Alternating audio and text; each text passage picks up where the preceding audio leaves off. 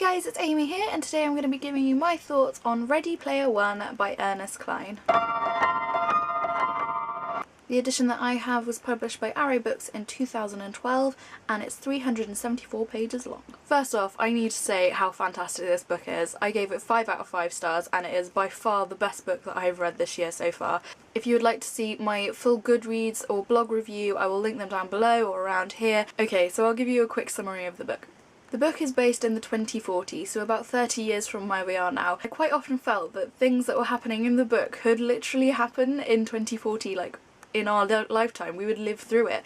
It's 2044 and the entire world has gone to ruin. There's poverty everywhere, it's just not good. All the fossil fuels have been burnt and the ozone has gone all kaput and all the global warming and everything that we're being warned about now has happened and the world has just gone to crap basically. The only escape that these people have from the poverty and rubbish life that they are leading is through a game called the Oasis that was built by this man named James Halliday. He built the Oasis to let people escape from the world that they are living in and to basically live a virtual life. People can log in, they use these haptic gloves and a visor and become like an avatar of themselves inside the game. Now your identity is kept a secret, so most people don't know who each other are. Inside the game there is schooling, you can go shopping, you can visit any planet, there are thousands and thousands of worlds within the game that you can visit, and you can even create your own if you have enough money. Now money is a big issue in the game. Although it is free to log on, you have to pay for things as if you were paying for them in the real world. So clothing, transport, all that kind of stuff you do pay for with real money. The story begins with a young boy named Wade Watts, and he is an 18-year-old boy and he lives in a rubbishy area and he uses the Oasis to, you know, live his life basically. He goes to school there and everything like that. Now one day the maker of the game, James Halliday, dies and he leaves out a message to all the users of the Oasis, so basically everyone in the world, saying that he has left his fortune inside the game somewhere and it is called an Easter egg. So these people are all trying to find his fortune. The way they find the Easter egg is through finding keys, and each key leads to a different gate. So once they found the first key they can find the first gate, do the first quest, and then they get the clue to the second key, and so on. There are 3 gates, 3 keys, and they have to find them all to be able to get to the last gate and then find the Easter egg. Now obviously as most people are poor, they are going to want to try and find this money. They want to find the Easter egg, so everyone is like jumping on the bandwagon and trying to find it. 5 years pass and no one has found anything. Everyone is convinced that it was all a joke, that James Halliday had never put his money inside the game, that it was just not there at all. Now this is when Wade comes back in. There is a scoreboard on James Halliday's website which announces when people have found the keys or the clues. Now that has been absolutely empty, no scores on it for 5 years, and then one day Wade Watts's avatar name pops up at the top and he has found the first key.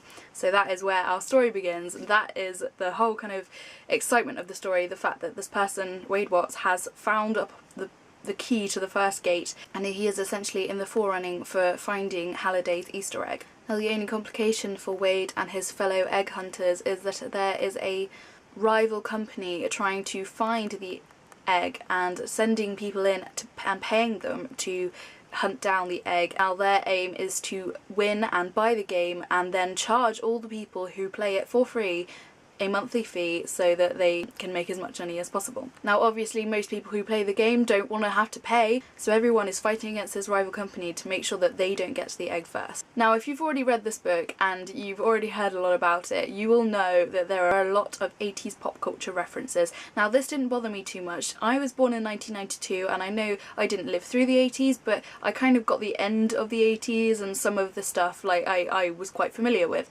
so that didn't bother me so much. In fact, it kind of made me wish that I was born earlier than the 80s so that I could grow up through them and actually really connect with the book more than I did already. The plot was fast moving for me and I really enjoyed the pacing of it and the excitement of it and the suspense. It was really, really good. The writing was awesome. I couldn't put it down. Once I got like a good way into it, I was like, no, I need to sit down, I need to read this right now because it's so good. The references really didn't deter me away from reading the book. It was really, really brilliant, and the research and the effort that went in from Ernest Cline himself to form this book was absolutely astonishing, because obviously he had to know an extensive amount of 80s pop culture references to be able to put them in the book in the first place, so it was quite quite interesting in that aspect. As for the characters, I felt a real connection with Wade Watts. I thought he was a brilliant character and I was really wanting him to win and egging him on the entire way. It was brilliant.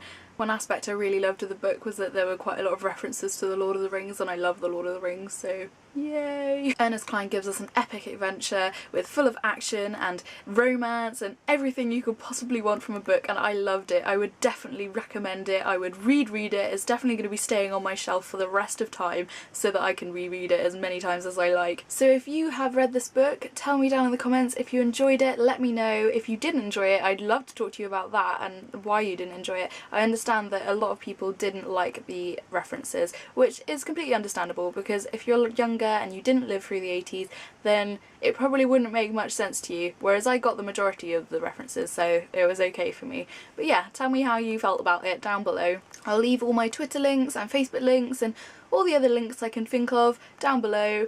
Contact me down there if you like. I love replying to people on Twitter, so that's good, jolly good fun if you want to do that. Anyway guys, that's all for today. I hope you're all having a brilliant day and I'll see you soon. Bye!